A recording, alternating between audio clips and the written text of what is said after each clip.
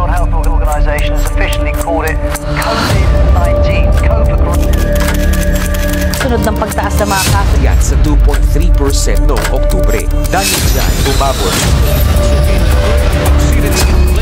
Ang presyo kasi ng ilang gulay, doble o triple.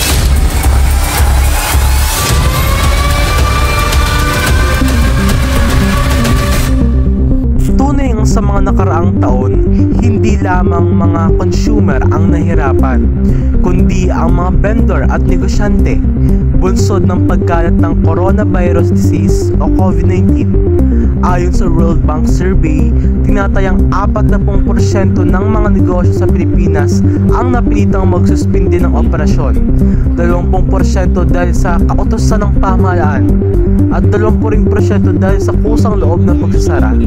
Mas masakla pa, 15% sa mga ito ang tuluyan ng nagsara. Ngunit makalipas ang ilang taon ng unti-unting pagbangon, isa namang hamon ang kinaharap ng mamamayan, ang patuloy na pagtaas ng presyo ng mga bilihin.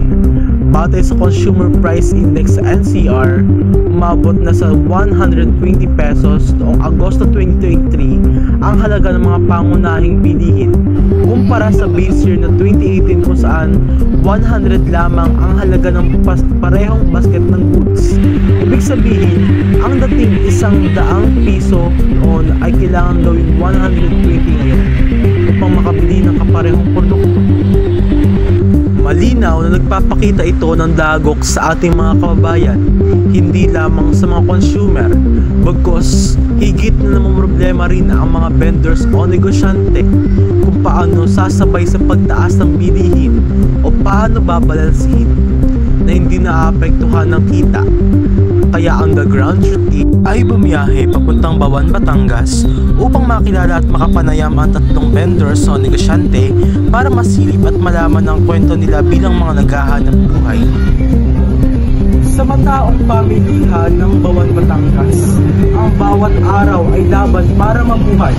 Sa likod ng sigla ng pamilihan, naroon ang tahimik na pakikibaka ng mga nagtitinda, mga taong patuloy na lumalaban para sa kabuhayan, dangal at kinabukasan.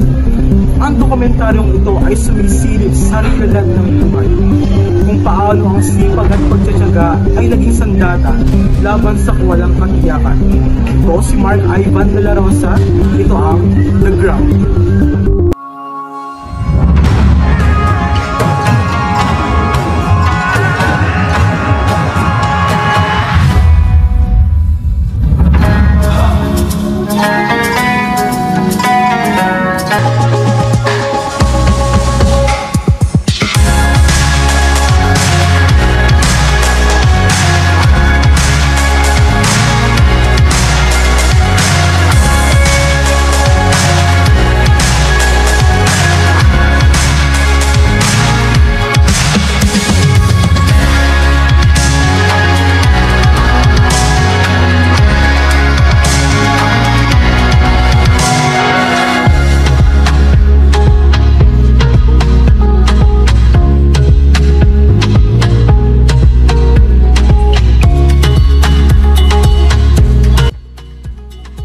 Sa pag-ikot ng The Ground Truth Team sa pamilihang bayan ng Bawan, ay aming nakilala si Ate Tessie, si Kuya JR, at si Ate Elsie.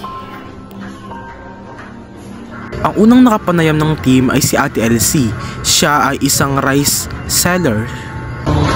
Bago po minsan, ano pong pangalan po niyo? Ano pong ating Elsie Bermudez. Ilang taon na po si Ate? Taga saan po? Siya ay si Nanay Elsie Bermudez. Siya ay 49 years old na taong gulang at siya ay taga Villa Florentina, Bawan, Batangas. Ito ang pinakamalaking challenges na hinarap niyo po sa mga nakaraang taon. Ito po ba'y pandemic, climate change, pagtaas po ng presyo? Sa pakikipagpanayam ko kay Nanay Elsie, sumentro lamang ang naging panayaman namin sa naging epekto sa kanya ng COVID-19 sapagkat isa siyang negosyante at nahinto ito dahil nung lockdown or ECQ. or enhanced community quarantine. Kaya napakalaking epekto nito lalo na sa kabuhayan nila. At dumating sa punto na wala talaga silang mapagkukunan ng pangangailangan. Kaya walang ibang nangyari sa kanyang pamilya kundi magtiis sa kukunting mapagkukunan. Ngunit sa paunti-unting pagluwag ng sitwasyon, agad naman nilang hinarap na naman ang panibagong dagok. Ito ay ang pagdemolish ng kanilang tinitirhang bahay San Andres. Ngunit ngayon ay agad ring nakahanap naman sila ng tirahan sa Villa Florentina sa Bawan, Batangas. Kanyang sinabi na tunay napakahirap maging isang nagtitinda sapagkat sila ay naiipit rin sa mga sitwasyon lalo na kapag may mga inflasyon at mga iba't ibang issue. At natapos ang panayam namin kay Nanay Elsie. At sa pagpapatuloy sa pagbaba namin sa palengke ay nakilala namin si Kuya JR. Siya ay taga-Inikbulan, Bawan, Batangas at 30 years old na taong gulang. Siya ay vendor ng empanada. At sa aming pagtatanong sa kanya ay tinanong namin kung anong mga isyong sosyal ang nakaapekto sa kanya o sa kanyang pamilya. Sinabi niya na ito ay pagtaas ng presyo sapagkat hindi nila minsan masabayan ang pagtaas ng presyo ng bilihin pagdating lalo sa mga sangkap na ginagamit na magre-resulta sa pagbawas ng kita. Gayon rin ang mga presyo ng mga kailangan nila sa araw-araw tulad ng pagkain.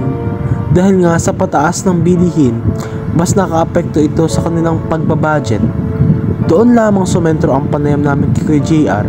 Sinabi niya rin na tunay na mahalaga ang edukasyon sapagkat kung ikaw ay may magandang trabaho at mataas na sahod sa hinaharap, kaya mong masabayan ang pagtaas ng presyo ng mga bilihin. Sa aming huling pikipagpanayam ay nakilala namin si Nanay Tessie, taga Sinala, Bawan, Batangas. Siya ay 60 taong gulang at nagtitinda ng mga kitchen tools and equipment sa taas ng pamilihan. Kagaya lang ng kasagutan ni Nanay Elsie, COVID-19 ay isa sa mga nagpahirap sa kanila dahil stay at home at walang magawa kundi magtiis. May mga puntuan niya siya na sobrang hirap at di alam kung paano uusad ang sitwasyon, lalo na't wala silang mapagkukunan dahil sarado ang kanyang negosyo. Ipinapakita ng mga panayam na ito na ang mga maliliit na negosyante at vendors sa Bawan ay kabilang sa mga sektor na labis na apektuhan ng pandemya at patuloy na pagtaas ng presyo ng bilihin. Gayunpaman sa kabila ng mga pagsubok, patuloy pa rin sila nagsusumikap at umaasang muling makabangon ang kanilang kabuhayan. Sa bawat paninda may kwento ng sakripisyo. Sa bawat ngiti ng vendor may dalang bigat ng araw-araw na pakikibaka. Ang kanilang mga kamay ang tunay na bumubuhay sa takbo ng ating ekonomiya. Ngunit sila rin ang madalas nakalimutang bahagi ng lipunan.